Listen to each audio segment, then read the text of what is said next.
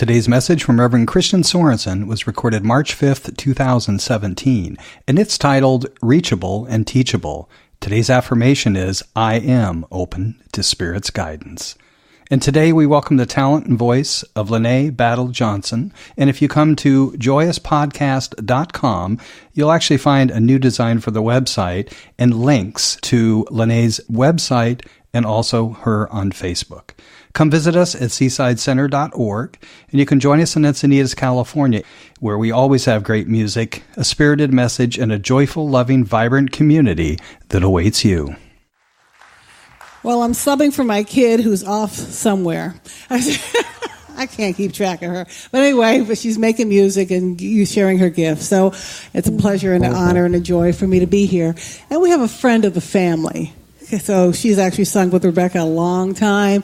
I've actually known Lene for years. In fact, I knew her when she was Lene Battle, and I went to their wedding when she became Lene Battle Johnson. So she's, again, a gifted, wonderful, wonderful woman, gifted vocalist. She has some CDs back there. So if you are so inspired and so touched and want to support a local artist, it's on the back table there in the family room. So please, definitely support her on that. So let's give her it's her first time here. So, yes.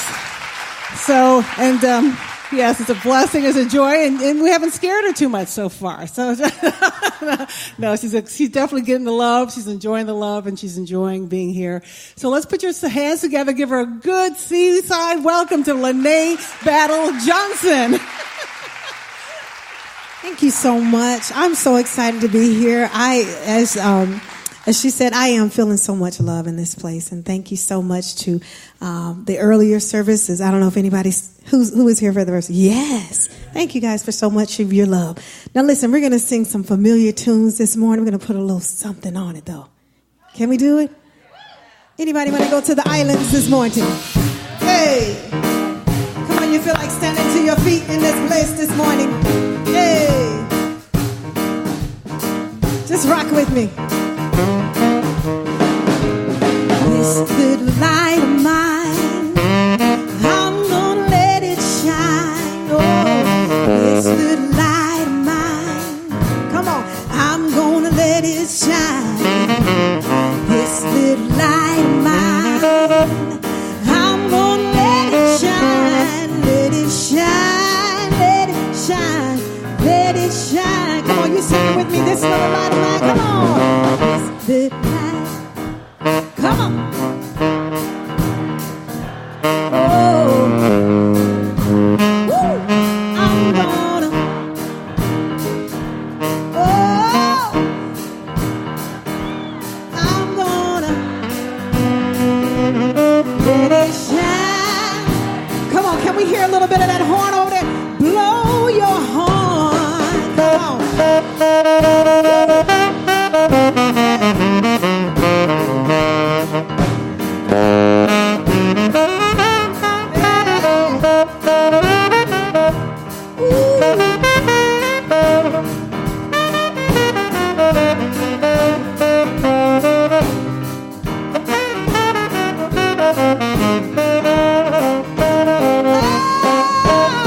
Everywhere I go, I'm gonna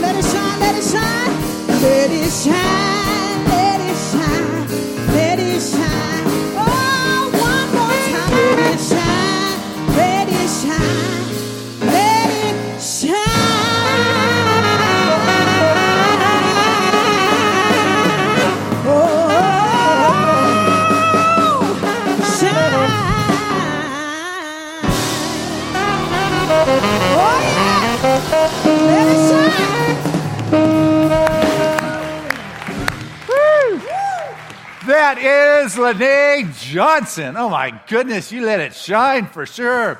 Woo, it's bright up here. It is just happening. Lene, thank you. Welcome to Seaside. Way to rock the house. Beautiful.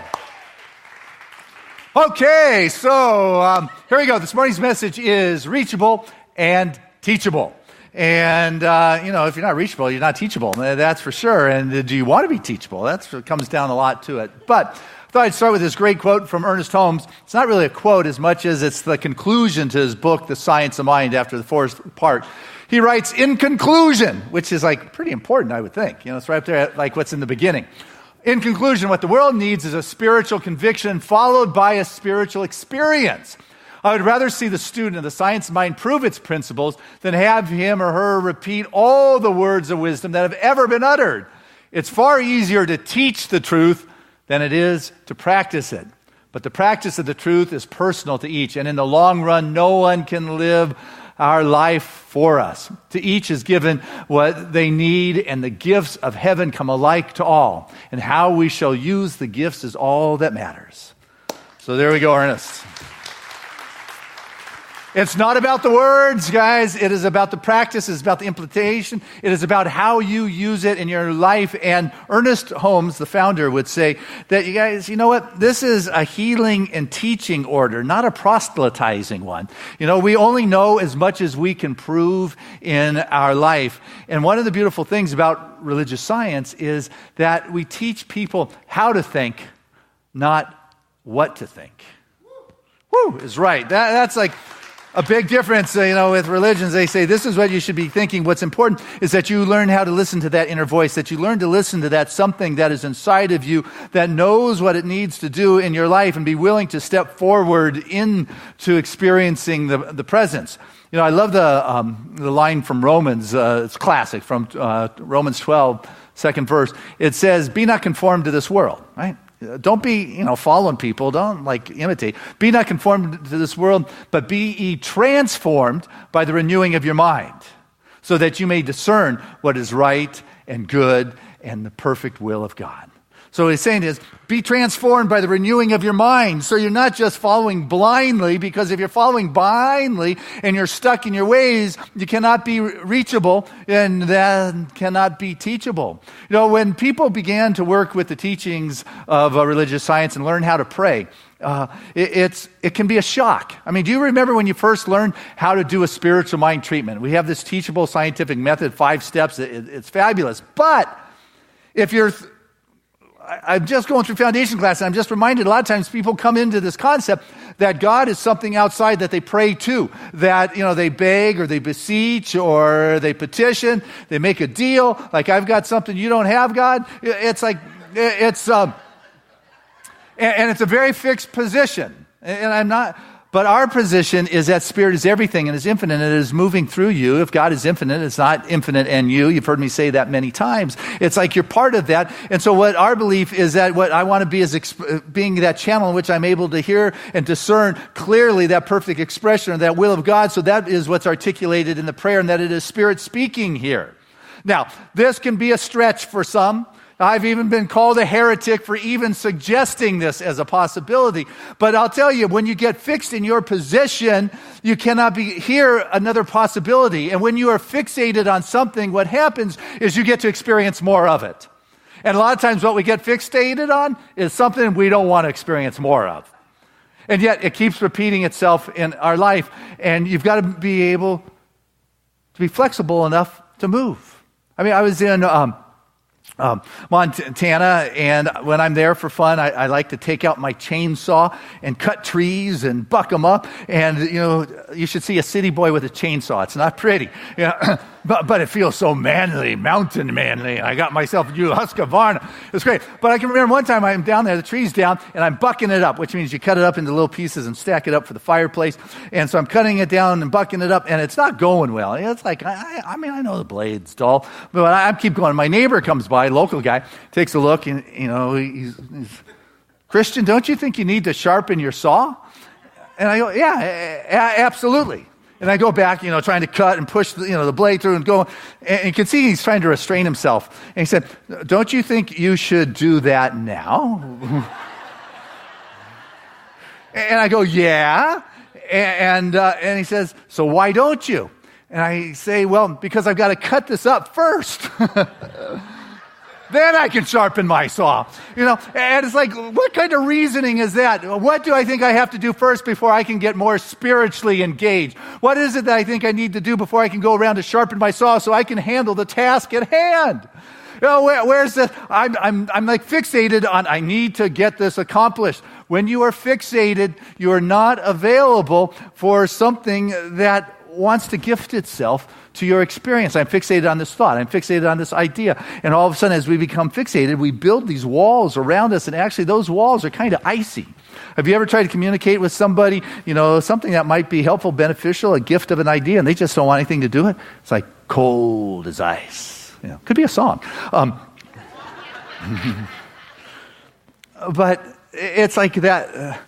When you wall yourself into that ice castle, those walls, it doesn't get rid of the pain. If anything, your heart hurts more because now you're alone, and what can help can't get in.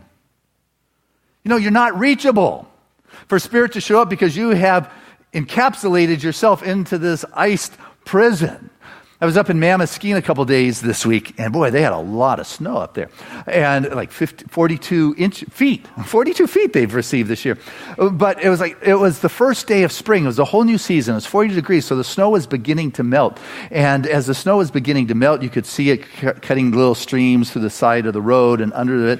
And it was moving. And that's what needs to happen in our heart, is that we've got to let that love in. We've got to let that light in. We've got to let that warmth pass those walls that you think you're protecting yourself because you're fixated on a particular position. And when it starts getting in, it can hurt sometimes in the sense, I don't want to deal with this.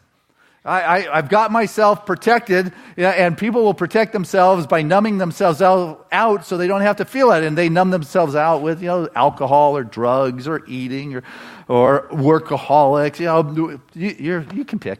But it's like, just so I don't have to feel with this movement that's starting to happen. And as it begins to break up, and as the water flows more, and the light comes in more, and the warmth comes, you begin to open up, and you begin to be more reachable. And what happens with the water molecules is when it's cold, they're real tight, and they're not moving a lot, which is why you get them frozen. But as they begin to get warmed up, or the love enters in, things begin to move, and you got this river happening. Have you ever seen one of those ice sculptures at a banquet or a buffet, Sunday buffet, or at a bar mitzvah or a wedding or a cruise ship? I mean, these wonderful sculptures of swans or fish or footballs. and it's nice, but a couple hours later, you got this majestic eagle that has been melting and now looks like a tired old chicken. Just,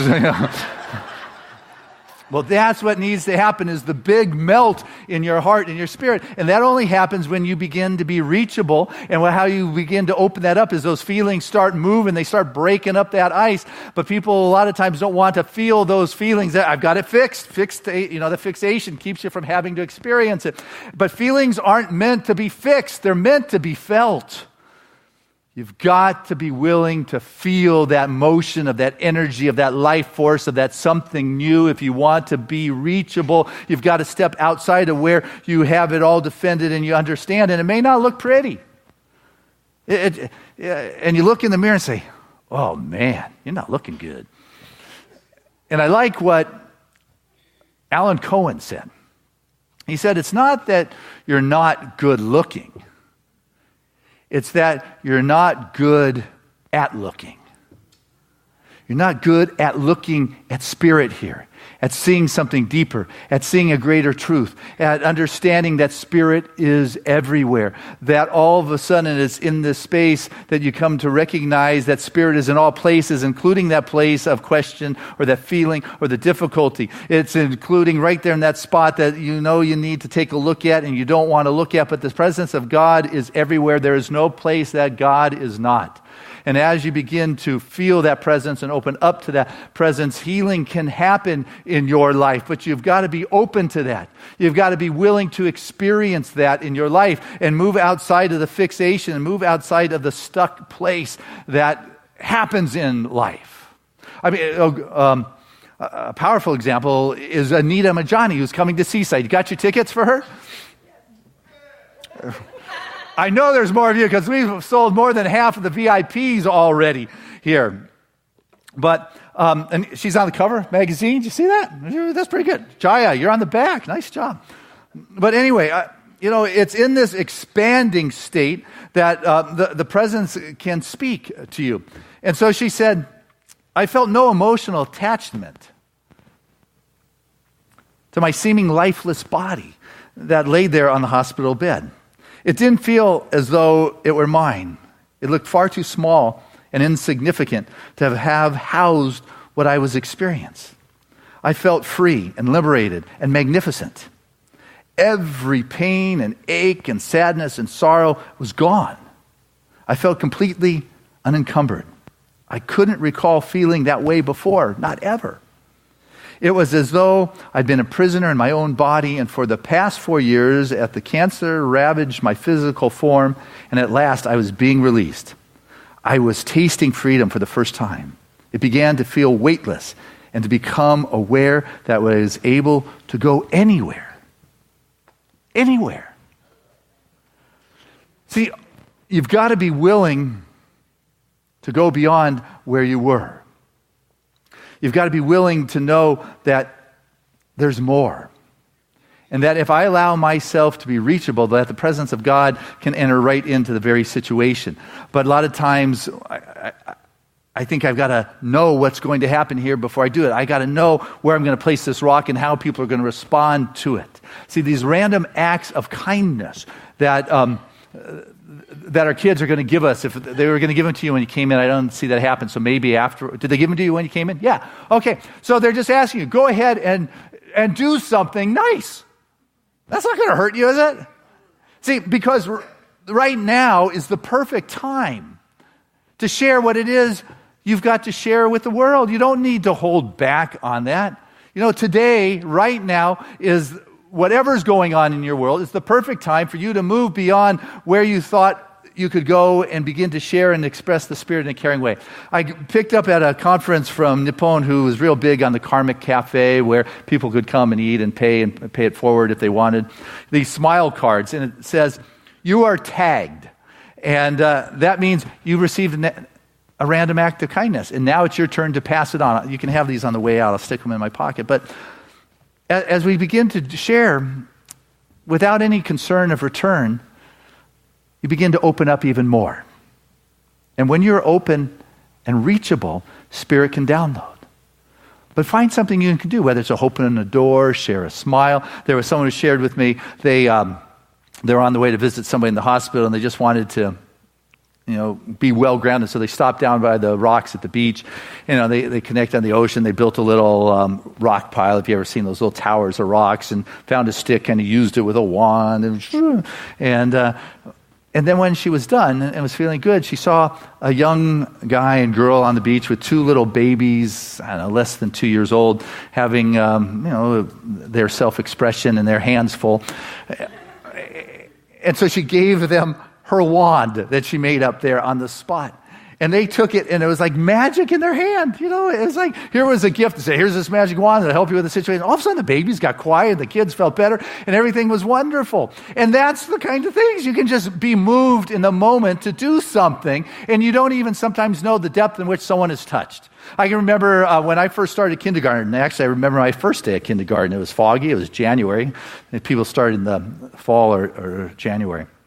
And my teacher, Mrs. Iwazaka, and I don't remember much of kindergarten. She taught me Mele Kaliki Maka because she was from Hawaii, and I knew that meant Merry Christmas. And other than that, sitting on the floor, there's not much other than she was a wonderful presence. And I can remember going back and looking at all the papers Mom saved, the paper Learning to Write. Not on any of my writing papers was there ever any red pen criticizing me. Christian, you need to do this word or move this word.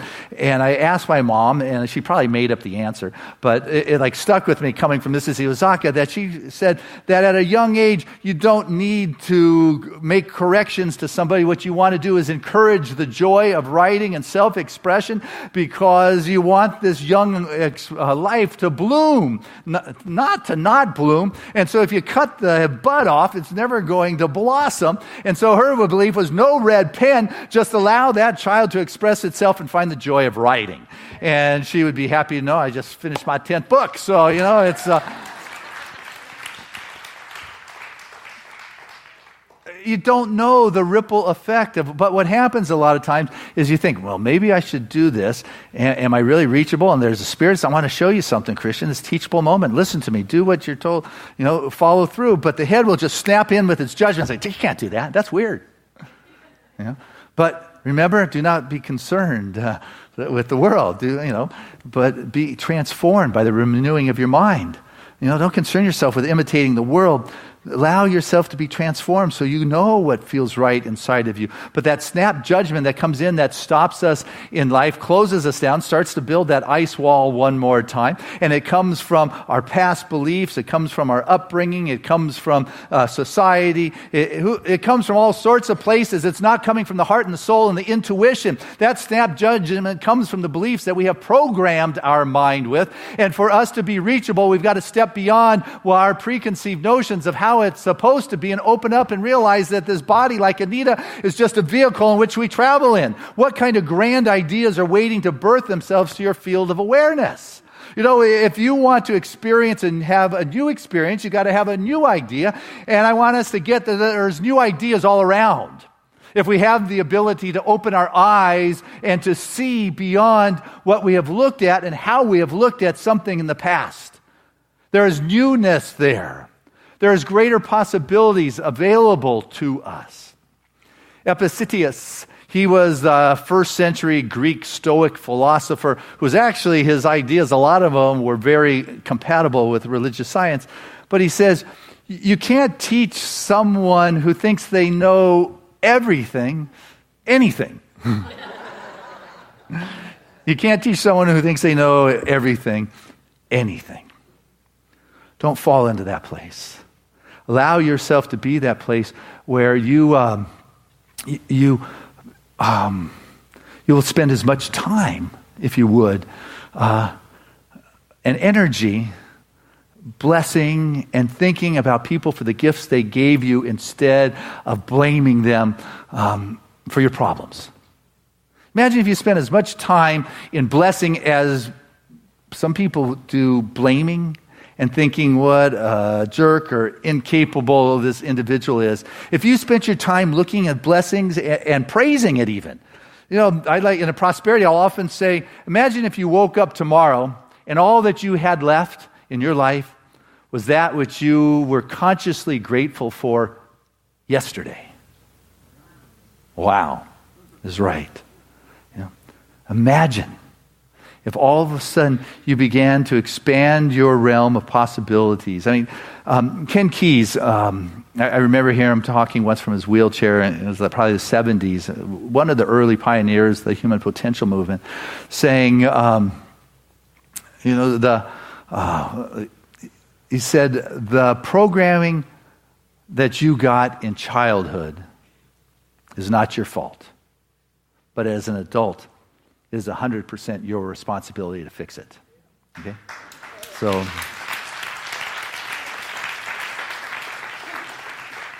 the program we got in childhood may not be our responsibility, but I have to be reachable enough so it becomes my responsibility to fix it and get myself on that right track, to begin to be able to praise and to love and to honor and to recognize that, we're going to come up sometimes with dynamics and situations, and, we're going to want to argue for our position. But you know what?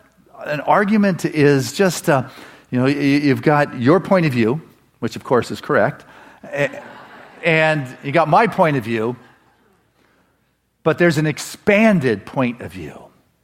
And are you open and reachable for that expanded point of view? Are you available so Spirit can reveal and teach something new that will be out of this world, that will show you that you're not this body, that actually what you are is consciousness that is seeking to express itself in this life form, and that you get to be that place where it touches down in ever-expressing kinds of ways? Am I reachable? Is a great question to sit with. Because you can sit on your calves and hold on to those old beliefs as long as you want and continue to defend them, but you're not creating room for newness to come in. And since childhood to today, don't you think something may have changed a little bit in your spiritual evolution and your growth and your life experiences that make you a greater gift for humanity? Ernest Holmes, he's the founder, as we've talked about, said that it is time for us to recognize that what stands behind each one is the eternal mind, and that each one has immediate access to it, and that each one can go to it for inspiration or revelation, and that all are surrounded by a divine law that obeys the dictate of the eternal mind. You get the depth of that? Behind each of you is the eternal mind, is the absolute, is the infinite, is everything, and that you have the direct access. You don't need to go to an intermediary, which is why we started today talking about our prayer is not praying to something outside. What you have is the direct access, and you are the conduit for its expression in your life. As Ernest talked about, it is about the practice, is the hard part. It's not about saying the words, hey, I got this, but rather it is opening up to the grace of God. And say, okay, that grace of God, Christian, I like that stuff. I am now teachable to receive it. Well, I want you to know that the grace of God is not something you can pray to have show up, because grace always is available. See, are you reachable to hear that? Because what I want us to get then is that not to pray for grace, but for my awareness of the presence of grace that already is. It's about bringing awareness to that greater understanding. And I've got to get out of my protected ice environment that is defending what I know and recognize there is so much more than that's in this world. As Anita Majani is telling us, she just stepped in that place, and this 4-year cancer and all the organs that had shut down came back to life. Because there was no longer anything else. There was absolute clarity, the totality, and it was no longer mind over matter. It was just a matter of being. And with that, boom, is the jump start, is the activation. And that's what I want us to get, is that it's always available, the grace, the good, the blessings. And it doesn't matter what you've done and where you have stumbled or where you have gone. It's available to you right now. But are you able to receive it? I love the parable that Jesus told about the guy, head of the household, decided he was going to throw a big banquet for all of his friends and families. And so he got all the best and most delectable and delicious foods, spread them out, told the servant to go get the friends. And so he went to one of the friends and said, hey, you made this great banquet. Come on over. He said, you know what? Oh, gosh, I'd love to, but I got this new piece of land. I got to work it a little bit more. So please, excuse me on that. So he went to another one of his buddies who had just got himself like 5 oxen and said, hey, got invited to dinner. He said, well, I'd love to, but I have got to take care of these new animals. Another one went to just in a new relationship and invited him to dinner and he said, well, new relationship, you know how that goes. I just not quite free tonight. And on and on. And there was nothing but excuses for a banquet that has already been spread and offered to you. The gifts of God, the grace of God, the good of God has been offered to you already. What are your excuses? I got to buck up this wood before I sharpen the saw, The banquet has been spread. You have been invited. It's going somewhere. The landlord or the household guy finally said, go tell the people on the street, those that are hungry, those that are homeless, come, there's a banquet that's been spread for them in their honor. It has been given to you already. But you're the one who's got to be able to accept it. You got to know that you're worthy. And people say, I don't know if I'm worthy of the gifts of God. That means you're not reachable.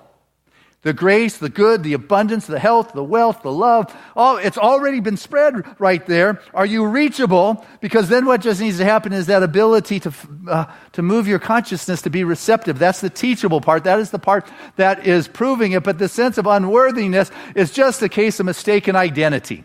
You just got to get over that and realize that you're entitled to experiencing the joy and the happiness in your life. And happiness, it's just the ability to admire without desire. And then what happens is you become available for that wonderful download of the greater good that can show up in your life. But sometimes we start wondering, I don't know. Why? Do you go, I don't know. And they start thinking, well, this and this. Don't ruin today with your anxiety about tomorrow. You got that? Don't ruin today with your concerns about tomorrow. These ideas, these visions, these possibilities, they may seem a little crazy, but I want to share with you this wonderful quote I found from the author Ruth Ozeki. And she is an American-Canadian, Japanese heritage, lives over on the East Coast, film producer, director, writer, college professor over there. She wrote this book called A Tale for the Time Being. And it's a 16-year-old growing, and she's just questioning. I just love this line. And she asks, am I crazy? She asks. I feel like it sometimes. Maybe, he said, rubbing her forehead. But don't worry about it. You need to be a little crazy. Crazy is the price you pay for having an imagination. It's your superpower tapping into the dream. It's a good thing. It's not a bad thing.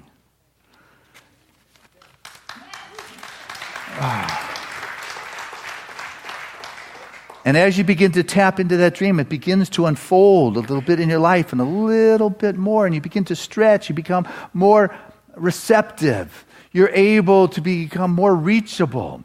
But sometimes it takes a little growing with it, and that's okay because that's what this life is about. If we had it all, we wouldn't still be here, right? It's like our spirituality is its unfoldment is through practice, and I can remember growing up in music. I was not big on music. Music really wasn't my thing, though. My heart was in the 60s. I'm really a child of the 70s, and rock and roll was my thing. Led Zeppelin, Stairway to Heaven, Aerosmith, Dream On. And my dad in the house liked to listen to classical music.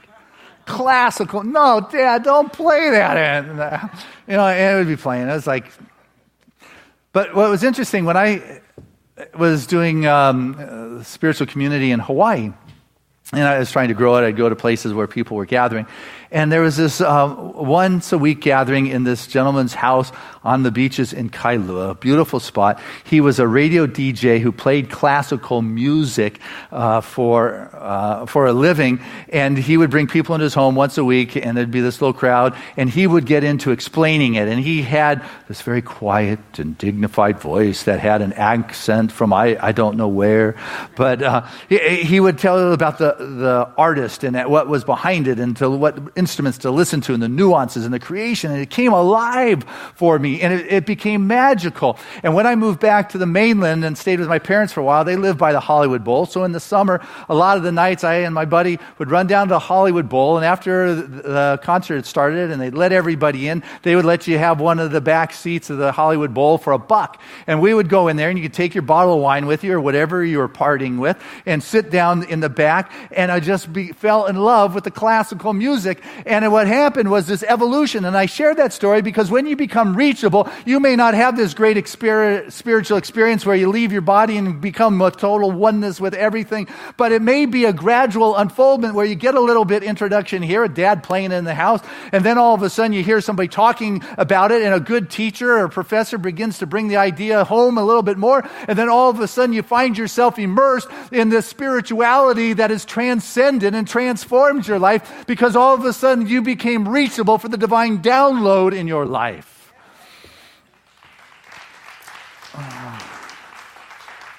But you have to be willing to move beyond what you've got protecting your known real estate. You've got to, the mystical is this union with the infinite. The mystical lets go of all the blockages that fear creates and says, so what if they think I'm crazy?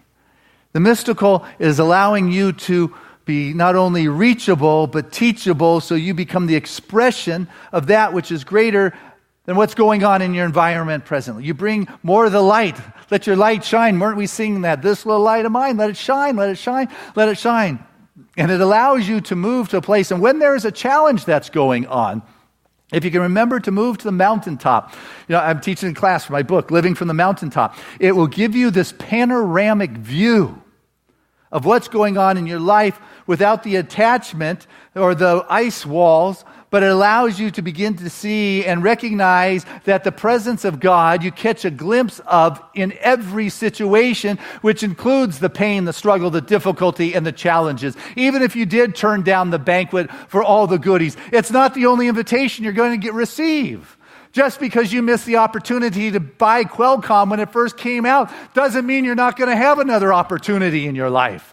You are constantly given because the grace of God, the infinite expression of God, is omnipresent, and you don't make it show up. What your prayers do is it brings your awareness to that which is present, which is everything. And when you are reachable, you begin to be receptive to the divine download, and you begin to be the bringer of the light and the joy and the love and the glory of Spirit to your world. God bless you as you do that.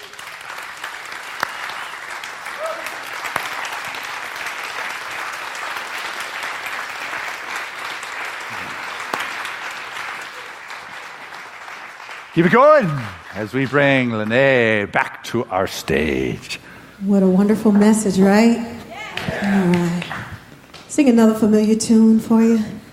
I did bring a copy of this with me today, so if you'd like to take it home, it's only $10. All right, here we go. See if you remember this one.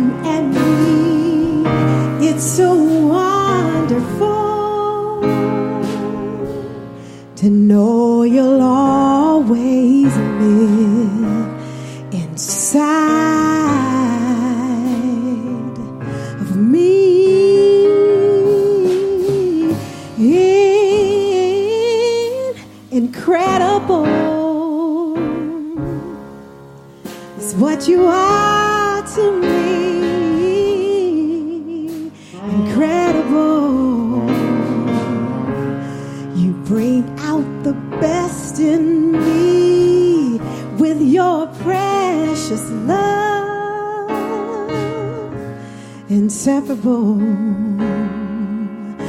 yes we are. How many remember that song? Oh yeah.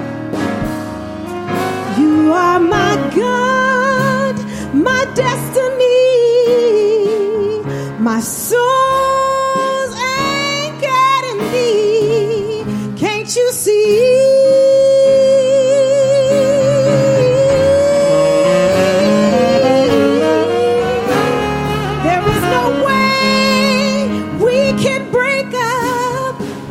No words that can make us blow our thing. We're just inseparable.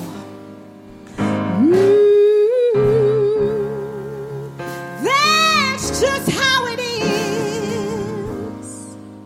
Inseparable. For the rest of our years, it'll be wonderful to know you'll always live inside of me. You will will live inside of me.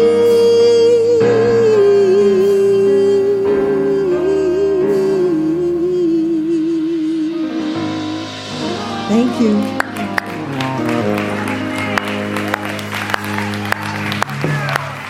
Woo. That is Lene Johnson.